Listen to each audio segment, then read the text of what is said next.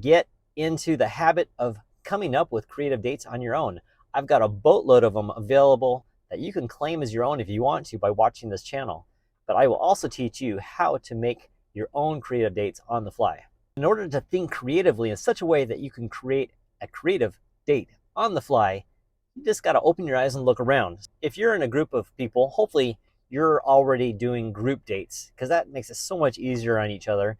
You don't have to worry about running out of things to talk about. If you do, you have one or two other buddies there with their dates, and there's plenty of conversation going on. So let me give you the extreme concepts of what it would look like to come up with an idea of how to think creatively. It's kind of like rolling dice, but with your eyes, just look around. For example, I've got a paper towel. I have not thought about this at all, what I would do with a date, but I'm looking at a paper towel.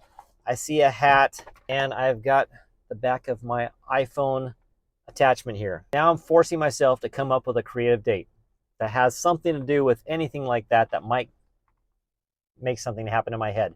And I've got to say that's kind of an odd one to come up with. But let's see. We have a hat that can be used as a catcher.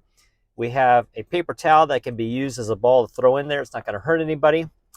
And we have this, because it's magnetized, I can actually hold it up on the wall and use that as a basket. Now we've come up with some ridiculous date idea that we can play basketball, in a sense, anywhere. You might be someplace where you're just waiting in a line. Instead of gravitating toward your phone and losing connection with the date, why don't you just stick something on the wall and start shooting baskets together and have a nice healthy competition. I've got to say that some of the most ridiculous date ideas, for some reason, end up being some of the most memorable, fun dates. You can check with your date afterward.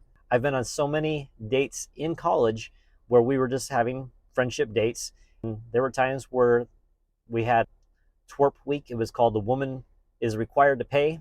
And I would get chosen because they knew that I was somebody who would make that date fun and exciting, even though the location that was chosen may not have been that type and would require more creativity.